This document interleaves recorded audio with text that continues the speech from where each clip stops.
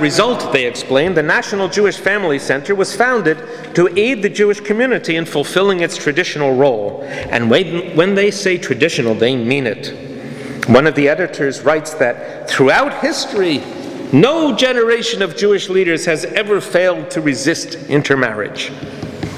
Actually, however, intermarriage in general was apparently not considered much of a problem until at least the time of the scribe Ezra, and perhaps for centuries later. Now, one contribution to that 1994 Jewish family volume does mention Hasidim as a dynamic group, but dismisses them as remaining in the 19th century. Now, that doesn't make sense. Anyone you or I might talk to today, and that includes Hasidim, is living at the same time as you or I. On a more positive note, the same author prescribes one of the strategies that I just described my cousins Gabriel and Dina using. To be successful, he says, Jewish families must create their own Jewish family activities and their own unique memories in order to create the memory bank drawn upon through life. These unique memories or Jewish moments grounded in and sustaining a Jewish family life that is carried out face to face and part of a genealogical web differ from the Jewish moments, that's the phrase, Jewish moments on television to which Australian Jewish cultural theorist John Stratton refers. But as the media scholar Henry Bile has taught me, a lot of people in the United States, including Jews, learn what Jewish is from television shows.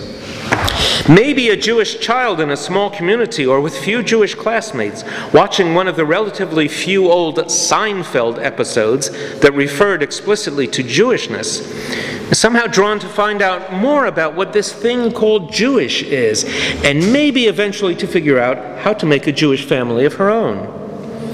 Nor is assimilationism necessarily the polar opposite of rigid traditionalism. Some of the most interesting experiments in passionately reinvented Jewish connection, such as Jewish couples with children adopted from China, who work hard to make their children at once Jewish and Chinese, strain hard against the image of the traditional Jewish family. Socially conservative sentiments may lie behind nostalgia for the traditional family, and historical myths may be required to sustain the notion that Jewish families were ever and always thus, until the 1960s or so. Serious concerns underlie analyses such as these. They focus on the effects of intermarriage, divorce, and declining birth rates for the Jewish community as a whole. Yet their authors are also motivated by the sense that children born with some Jewish heritage should have the right and opportunity to come into that heritage on their own rather than having it suppressed. Maybe the sense of a demographic crisis, of some once again impending end of the Jewish people, reflects the pervasive influence of a Christian or post-Christian society that still tends to view living Jews as relics of a past that should have ended long ago. Fortunately, Jewish families are a story of the present and the future, as well as the past. I'd like to stress 2 points right now. One is that quite new and viable forms of Jewish family are being invented and implemented now, and will continue to be for the foreseeable future. The other is that highly traditionalist, non-egalitarian Jewish family forms may continue to be subversive or at least countercultural vis-a-vis the norms of the larger non-Jewish world. I refuse then to endorse the efforts and analyses only of those who promote new and autonomous family forms, or only of those who seek primarily to shore up a traditional Jewish family that may in fact be a relatively recent social form, or again, only the efforts of those who identify rigid sex roles and close constraints of personal choice with the demands of an unchanging and unimaginative Torah. My suggestion instead is that we need to keep alert and open to the erosion, persistence, and transformation of Jewish family forms in at least 3 frames. One is the reinvention, not really the return, of a traditionalism that relies on the strict enforcement of gender roles, communal control of marriage patterns, encouragement of fertility, and severe limitation of contacts with the Jewish and non-Jewish liberal world to maintain forms of Jewish family that are at once viable and repressive. A second is the less visible and perhaps less volatile middle. Here, children will be encouraged and perhaps expected to marry Jews of the opposite sex, but may not do so. Jewish family identity is likely to be grounded in some form of everyday religious discipline, but need not be so.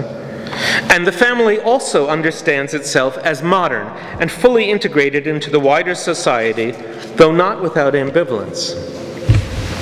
And a third focus, not as separate from the first two in the real world as I'm suggesting here, is the space where previously unimagined or unacceptable patterns of biological and social kinship are engaged in reshaping the bounds of Jewish identity and replenishing the repertoire of possible Jewish family forms, which now come to include not only intermarriage, but also single parenting, same-sex marriage, and the inclusion of Jews and non-Jews in the same family.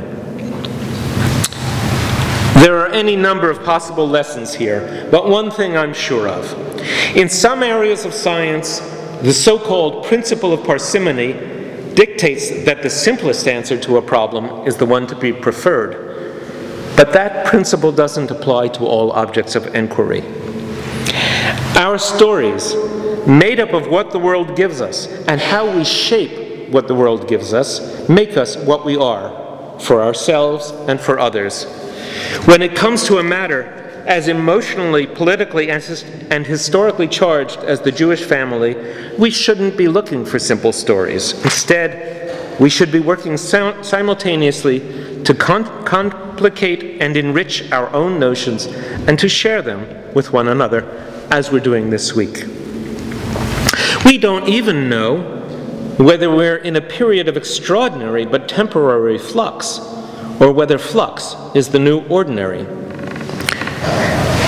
Let's at least do what we can so that there will be a future in which we, Jews, sort of Jews, and others who may happen to care about Jews, can look back in fascinated wonder on this moment in the career of that thing we persist in calling the Jewish family.